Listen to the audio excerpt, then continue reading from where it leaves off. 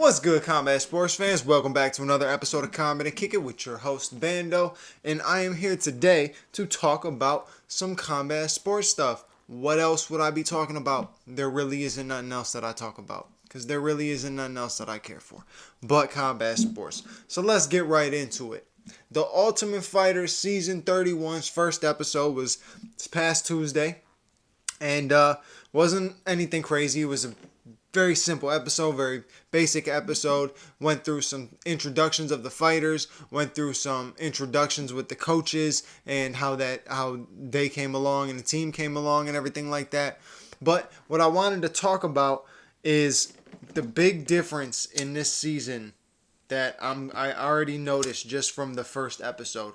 And one big difference is Michael Chandler is going to be a way better coach than Conor McGregor.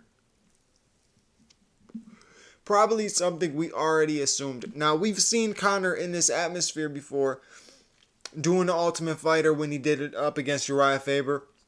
One of my favorite seasons, by the way. That was a fantastic season, very funny season.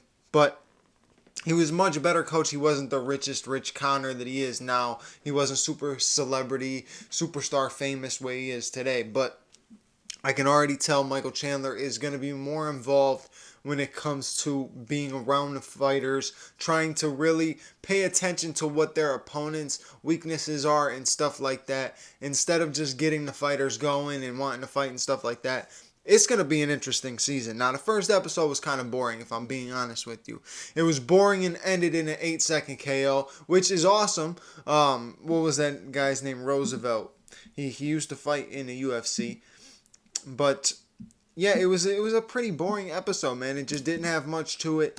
You know, obviously, we're all looking for the drama. We're looking for the crazy stuff. We're looking for the crazy great fights, the insane knockouts. Now, this was a fantastic knockout. No doubt. It was a great knockout. It was a quick one. It was, let's see if I can find the names here. Roosevelt Roberts. That's who it was. Roosevelt Roberts, and he went up against Nate Jennerman, I think. And he got the job done. He got the job done quickly. Like I said, 8 seconds or something like that. 18 seconds or some shit like that. Very, very quick.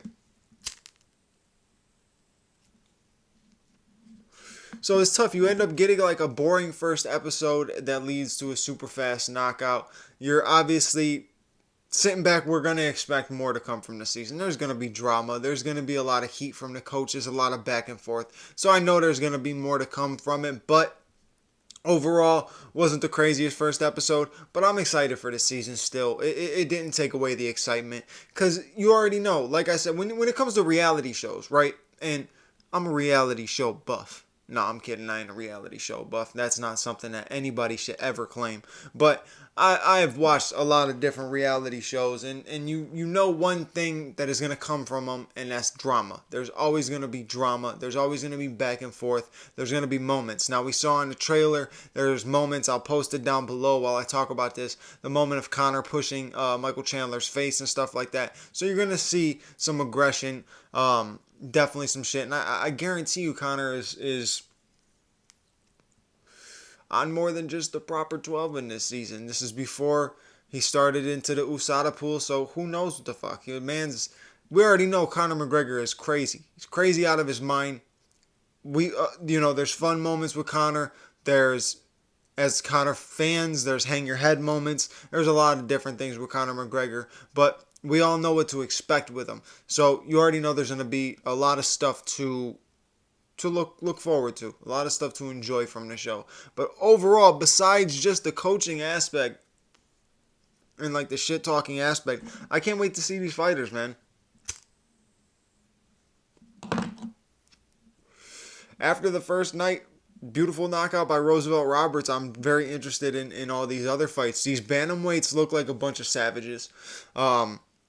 You already know we got Jason Knight that's on here, who we already know is a savage. We've seen him go to war with many different people. So I just have a feeling there's going to be a lot of fun fights, a lot of good moments. You got Brad Katona, looks like he's going to be a very exciting person to watch on the show. So yeah, overall, it should be good. But first episode wasn't the craziest, wasn't anything explosive about it.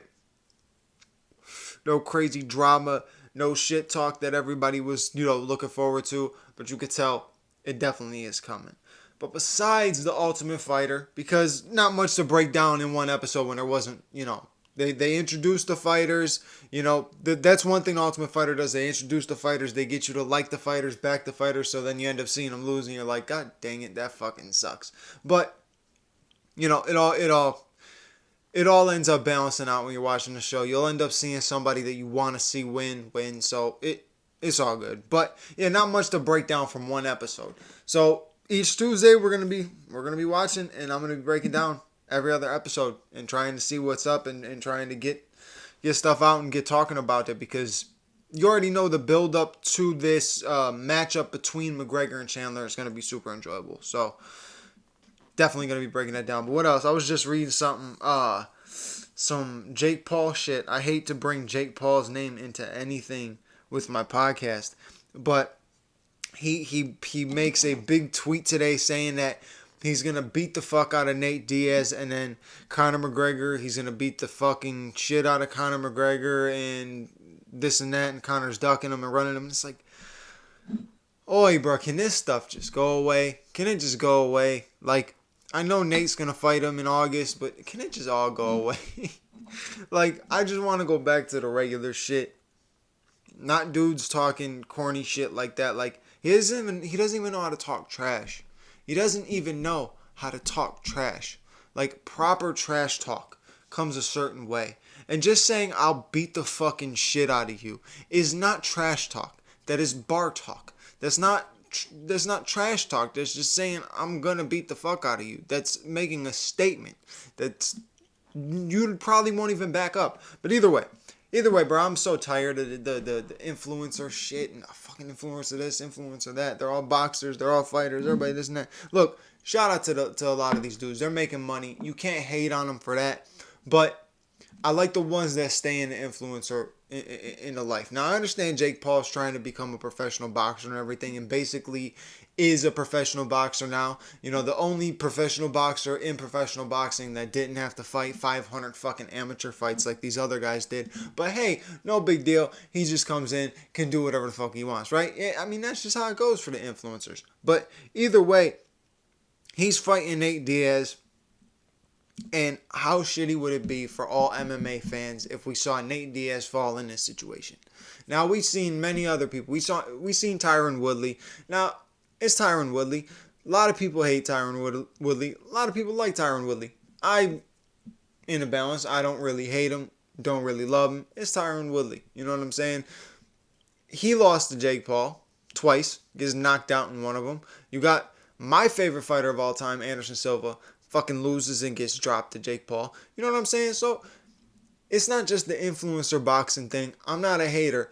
You got to think about it. He's beating up on MMA legends. That shit's annoying. You would much rather see him, and you would much rather see him come to the MMA octagon, fight these MMA legends, beat them that way. Then you gain respect. But you're beating guys in their non-respected sport. All right, cool. Let me take 10 linemen and have Randy Johnson pitch to him. Like, you know what I'm saying? Well, I'm not even going to say Randy Johnson. We're not even going to say Randy Johnson. I'll say a college baseball pitcher, right? A double-A pitcher pitched to 5 linemen. It's a whole different story, bro. It's a different ball game. You know what I'm saying? When you take somebody from a different sport and you bring them over and you're trying to box them, and you're only a boxer, and these guys have been training mixed martial arts for their whole entire life, it's a completely different thing. So I had respect for him when he fought that fight with Tommy Fury. He lost. It is what it is. Would have been better if he would have just ran that back with him, or maybe tried to get another professional fight. But instead, goes the Nate Diaz route. I understand. Still money involved. I guess. It really is all about the paper at the end of the day. So what am I mad about? Who knows? I'm just talking my shit. That's what I'm supposed to do, right? That's what I'm supposed to do. That's what you subscribe for, right? That's why you have all the likes and all that. That's why you watch it, right? All right, then. Don't complain. Don't call me a hater. You watch it because of that. All right, then. Hey, yo, check this. Smoke break. How do you have a smoke break in a show when all you do is smoke. It's simple. You just spark up and you smoke. Wise lessons with Bando. You're welcome. What else is there? Let's see. More from MMA. Shout out to MMAfighting.com. Always has the news that you need. Ultimate Fighter 31. We already went through that. I'm not going to get into Tim Elliott's divorce. I don't know why that's even a thing. Logan Paul wrestles UFC champ Israel Adesanya and Alex Volkanovski. I don't really care. But that's cool. I saw that on Instagram. Jake Paul promises to beat the fuck out of Conor McGregor in a fiery retort. Okay. Alright. So. Oh! What the fuck am I doing? Yo, Bud Crawford and Errol Spence is official. I don't know what is taking me so long to say something about that. It's fucking official. Let's go. Who do I have? Terrence Crawford. Why? Because Terrence Crawford is that guy. He is him. Is that what everybody says now? He's him. He's him. He's him. I think Terrence Crawford is going to, overall in this fight, look, I think Errol Spence is an absolute beast, bro. I think Errol Spence is a beast. But I think when it comes to the style and the matchup, the way that Terrence Crawford switches stances, the popping his punches, the certain punches that Errol Spence has been hit with, it's the same thing as when I broke down Tank and Ryan Garcia. I said that there has been many times where Ryan Garcia has got caught with punches that Gervonta is good at landing. This is the same thing. Errol Spence has been caught with many punches that Bud is very good at landing. But I can see this being one of those things where Bud can possibly get a finish in like the 10th round type of thing. Or a decision. I can see this fight being a decision. A lot of people don't think it's going to go to decision. But you're talking about two of the best boxers in the game right now, in their prime. This is the biggest fight to make. This is the Floyd Mayweather, Manny Pacquiao of the time. Now, there's only one other fight that is possibly big enough to stump this, and that would be Usyk and Fury, and it wouldn't be in America. This is the biggest fight to make in America right now, and it's huge. It's huge, and look, I'm not saying that Errol Spence don't have a chance or nothing like that, because people are gonna get that wrong. They're gonna skip over there and be like, "Oh, you sleeping on?" I'm not sleeping on Errol Spence. If there's anybody that can possibly get it done against Terrence Crawford, it's gonna be Errol Spence. There's nobody else that will, even in my opinion, come remotely close to beating Terrence Crawford, but Errol Spence does pose threats. Now, this fight is exciting, a very exciting fight, and like I said, it's the Mayweather, the Pacquiao of our time period. I don't know why I said our time period like it was a real long time ago, but of today, of the now, of the present. This is what we want as boxing fans. Now, we've been getting beautiful matchups. We've gotten Tank Davis versus Ryan Garcia already. We've gotten Vasily Lomachenko went up against Devin Haney in a great matchup. Controversial, but a great matchup. We're getting great matches. We had Caleb Plant go up against David Benavidez, so we're getting the matchups we need. Now, you get matchups like Canelo versus Ryder, which isn't a huge matchup, but it builds up. Hopefully we get Canelo versus Benavidez maybe towards the end of the year. I think that's the matchup to make. Canelo wants to get that fight against Bivol again. I don't see it happening, but these are big boxing matches to make, and this is fantastic for boxing. The only thing I wish boxing did was stack cards, and they don't stack cards.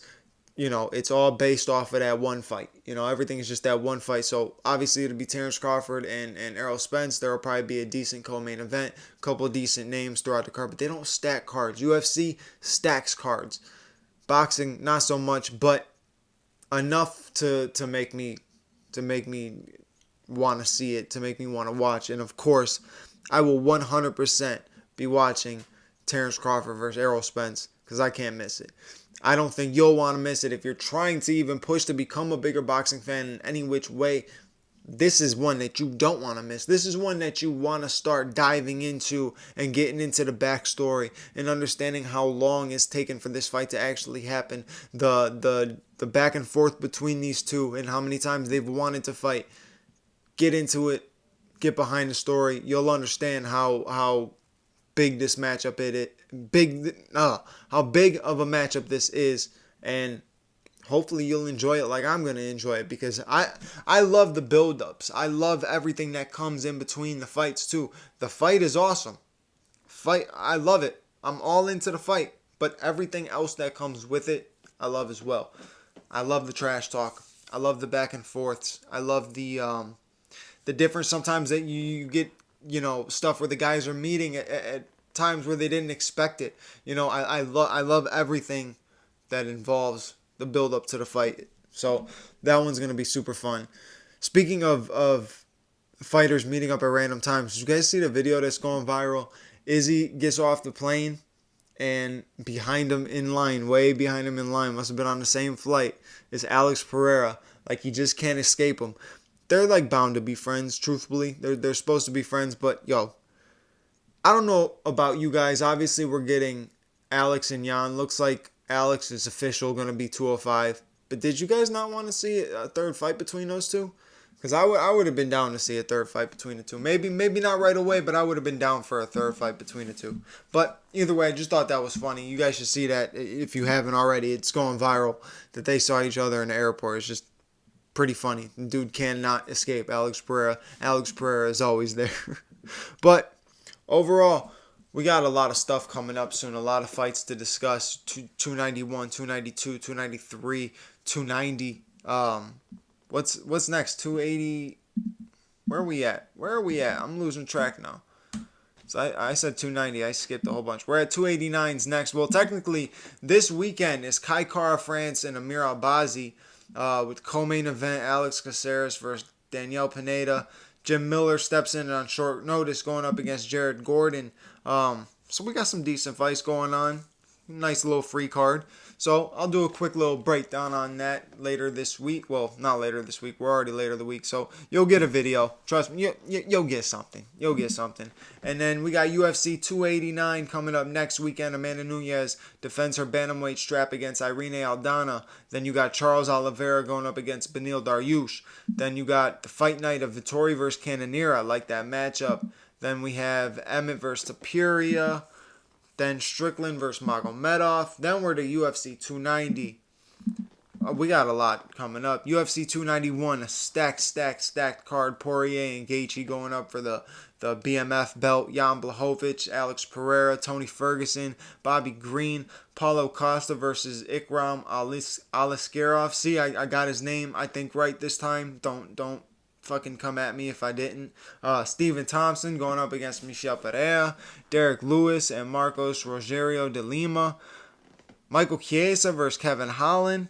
So tons of fights. We got a lot of stuff to discuss coming up soon. So you already know. Stay tuned. You know what to do. Like, subscribe, hit a couple comments down there. Let me hear your opinions on some of the shit that we discussed, and let me hear what you want to hear me talk about more. Please get into it. Be a little bit more interactive with this stuff. That's why it's down there. Like, comment, subscribe, and hit the bell notification button so you know when the next episode is coming out. And as always, thank you for watching. I'll catch you on the next episode. Peace.